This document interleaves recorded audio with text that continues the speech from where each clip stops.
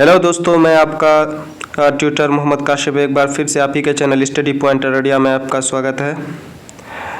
इस बार लेकर आए हैं बिल्कुल अलग टॉपिक, बजट। आज देखेंगे हम लोग की बजटरी टर्म, जो कौन कौन सा टर्म है। देखिए, ये इसलिए रिलेवेंट है क्योंकि मोदी 3.0 या बोलें एनडीए 3.0 का ये पहला बजट सेशन है। बजट आज पेश किया फाइनेंस मिनिस्टर निर्मला सीतारमण। तो देखेंगे कि बजट क्या होता है, कितना टाइप का होता है, क्या क्या एलिमेंट्स, क्या क्या कंपोनेंट्स होता है बजट का। ठीक है, बजट क्या है? बजट एक फाइनेंशियल स्टेटमेंट होता है। कैसा? एनुअली इसको प्रेजेंट किया जाता है फ्लोर ऑफ द हाउस यानी पार्लियामेंट में टेबल किया जाता है। ठीक है, इसको फाइनेंस मिनिस्टर टेबल करते हैं। इसके अंदर एस्टिमेशन होता है। एस्टिमेशन इसमें 3 टाइप का होता है। एक को बोलते हैं बेंचमार्क एस्टिमेशन, एक को बोलते हैं रिवाइज्ड एस्टिमेशन, एक को बोलते हैं एक्चुअल एस्टिमेशन। बेंचमार्क एस्टिमेशन जो होता है, जो बजटरी एस्टिमेशन होता है, ठीक, जो फ्यूचर ईयर के लिए, जैसे ये ईयर कौन सा है, फाइनेंशियल ईयर। एक बात याद रखिए, 1 अप्रैल से लेकर 31 मार्च तक चलता है। तो अभी जो फाइनेंशियल ईयर चल रहा है, इसके लिए जो एस्टिमेट आएगा, फाइनेंशियल ईयर आज ये 24-25 चल रहा है, इसके लिए जो एस्टिमेट आएगा तो उसको बोलेंगे रिवाइज एस्टिमेट। और फाइनेंशियल ईयर 22-23 के लिए जो एस्टिमेट आएगा उसको एक्चुअल एस्टिमेट बोलेंगे। ठीक है, और 25-26 के लिए जो एस्टिमेट आएगा उसको बेंचमार्क एस्टिमेट बोलेंगे या बजटरी एस्टिमेट बोलेंगे। ठीक है,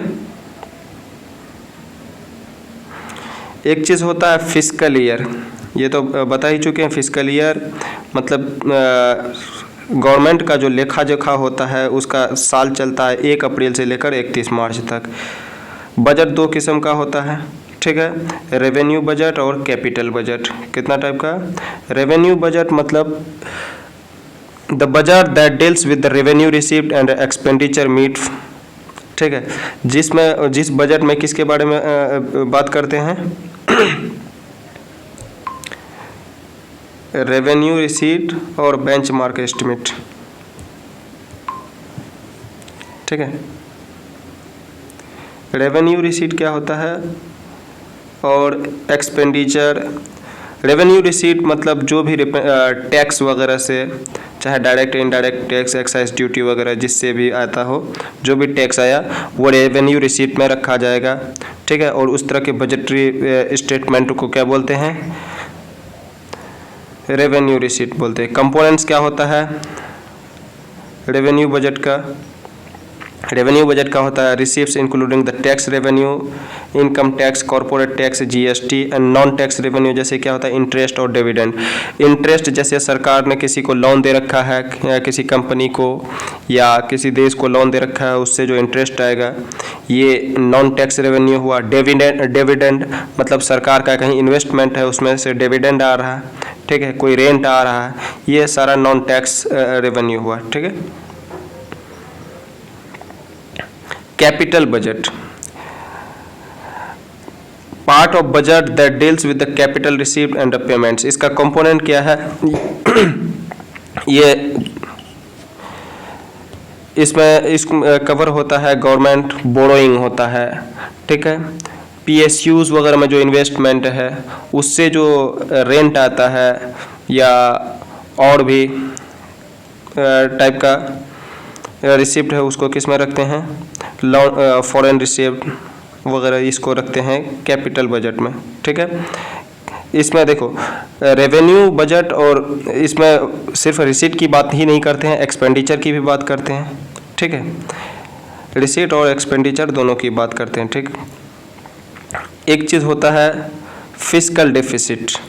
फिस्कल डेफिसिट एक साल में सरकार के ऊपर या देश के ऊपर कितना घाटा हुआ उसको फिस्कल डेफिसिट बोलते हैं। फिस्कल डेफिसिट मतलब एक वित्तीय वर्ष में टोटल रेवेन्यू कितना हुआ या टोटल इनकम कितना हुआ, और उसमें से एक्सपेंडिचर घटा देंगे।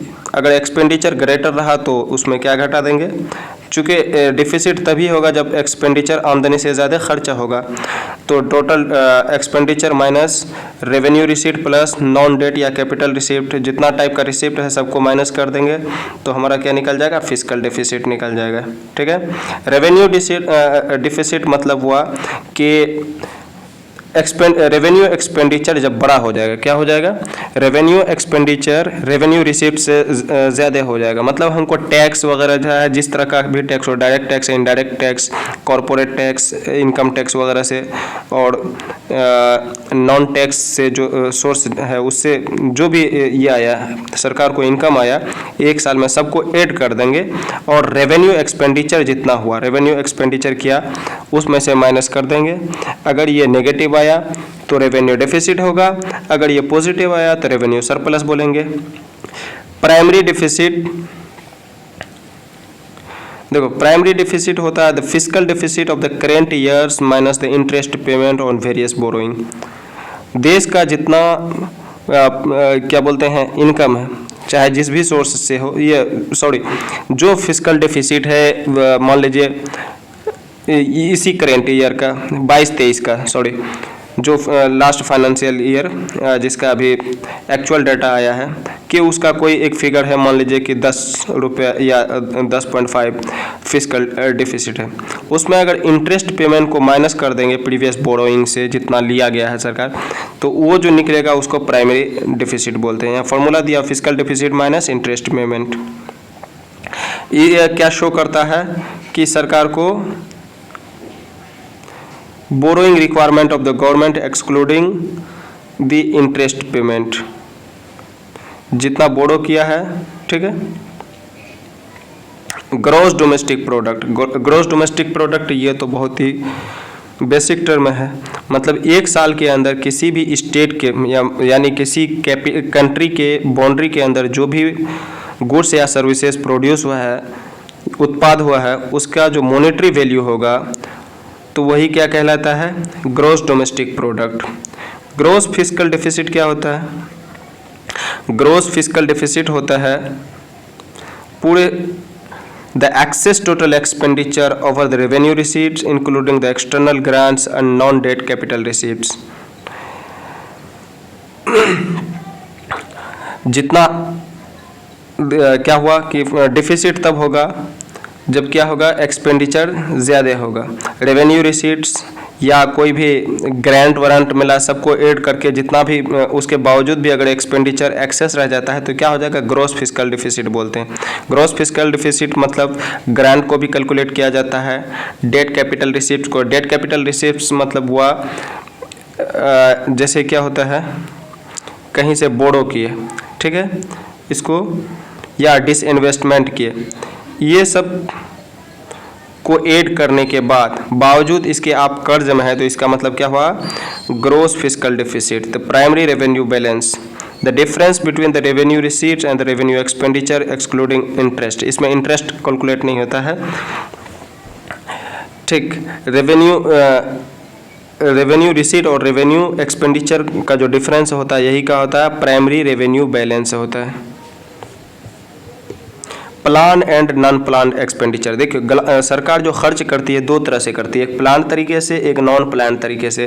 प्लान एक्सपेंडिचर जो होता है कि जो 5 ईयर प्लान जो बनाया जाता है, पंचशील योजना जिसको बोलते हैं, जो योजना बनाई गई है, जो स्कीम बनाई गई है उसको फोस्टर करने के लिए जो पैसा दिया गया उसको प्लान एक्सपेंडिचर, चाहे वो सब्सिडी के रूप में हो, चाहे सैलरीज के रूप में हो, डिफेंस में हो, और जो भी रूटीन खर्च है उसमें जो करता है उसको प्लान्ड एक्सपेंडिचर बोलते हैं। और प्लान्ड एक्सपेंडिचर ऐसा है कि जिसमें सरकार खर्च करने से कतराती है क्योंकि इसमें कोई रेवेन्यू नहीं आता है। 2017-18 में। और नॉन प्लान्ड क्या होता है, इसमें क्या होता है कि ये रूटीन फंक्शनिंग के इतर सरकार क्या करती है, इंटरेस्ट पेमेंट या कहीं इन्वेस्टमेंट कर दिया किसी कंपनी में, किसी PSU में, ये सब नॉन प्लान्ड होता है, ठीक है। कहीं लोन दे दिया, ये सब नॉन प्लान्ड एक्सपेंडिचर होता है, इससे रेवेन्यू अर्न होता है, ठीक है। तो ये जो प्लान और नॉन प्लान एक्सपेंडिचर को 2017-18 फाइनेंशियल ईयर 2017-18 में जो बजट पेश किया गया था तो उसमें ख़त्म कर दिया गया। ठीक है, देखिए ये जो बजट पेश किया जाता है हर साल 1 फरवरी को, फरवरी में जो होता है, तो उसमें क्या होता है, इस बार बजट जो पेश किया गया, इस साल 2 बजट पेश किया गया। ठीक, 1 फरवरी में जो किया गया था इस साल के लिए वो अंतरिम बजट था, क्योंकि इस साल इलेक्शन होना था जो हुआ, तो इलेक्शन ईयर में अंतरिम बजट पेश किया जाता है, एंटरिम बजट जिसको बोलते हैं। इसलिए पेश किया जाता है कि जो सरकार आएगी, जिसको कॉन्फिडेंस मिलेगा पार्लियामेंट में, वो देश के लिए बजट बनाएगा। फिर से वही सरकार आ गई तो इसलिए उन्होंने फिर से बजट बनाया।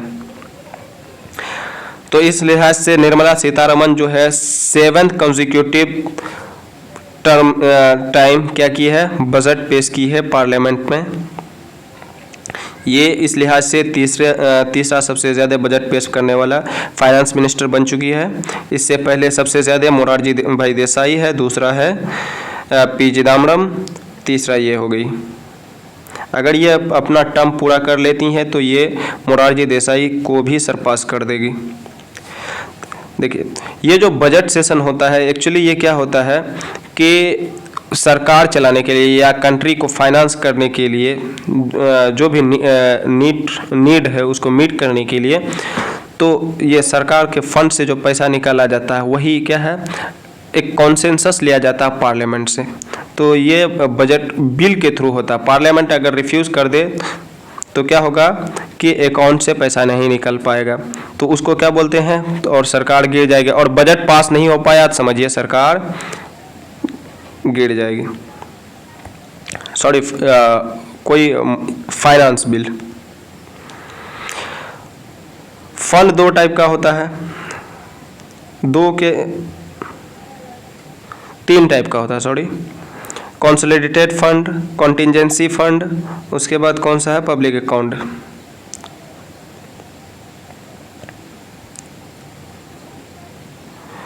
कंसोलिडेटेड फंड ऑफ इंडिया क्या होता है, वो फंड जिससे पैसा निकालने के लिए क्या करना होता है, पार्लियामेंट का कंसेंसस लेना होता है। ठीक है, बिल पास करना होता है पार्लियामेंट में। ठीक, जिसमें कंसोलिडेटेड अकाउंट में जितना रेवेन्यू रिसीप्ट होगा सारा उसी में जमा होगा, कैपिटल रिसीप्ट या पब्लिक डेट सारा उसी में, डिबेंचर, पब्लिक डिबेंचर जो भी होगा सारा फंड किस में जमा होगा, कंसोलिडेटेड फंड में। सरकार जो खर्च करती है किससे, जितने भी क्रेडिट और एक्सपेंडिचर होता है सब उसी में कंसोलिडेटेड फंड से होता है।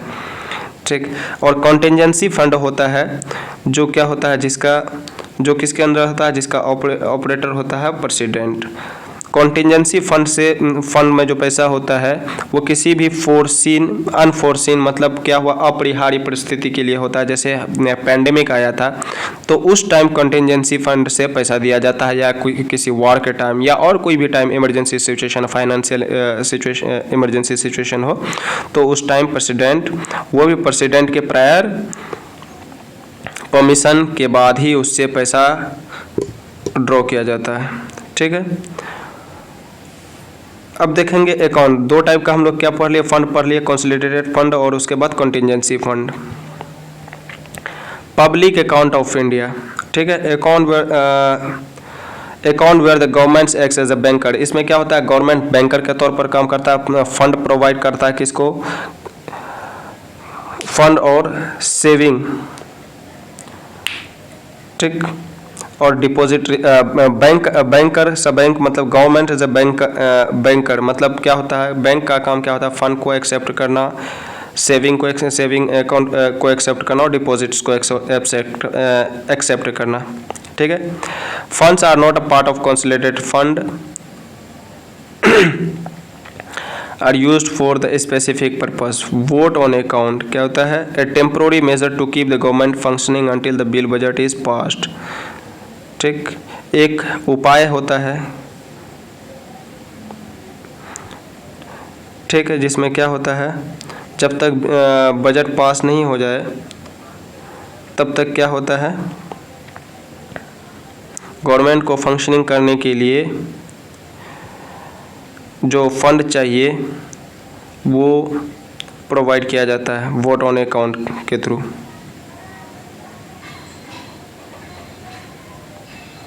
ठीक, तो आप हमारे चैनल को लाइक करिए या सब्सक्राइब करिए और हमारे वीडियोज़ को लाइक करिए और शेयर करिए।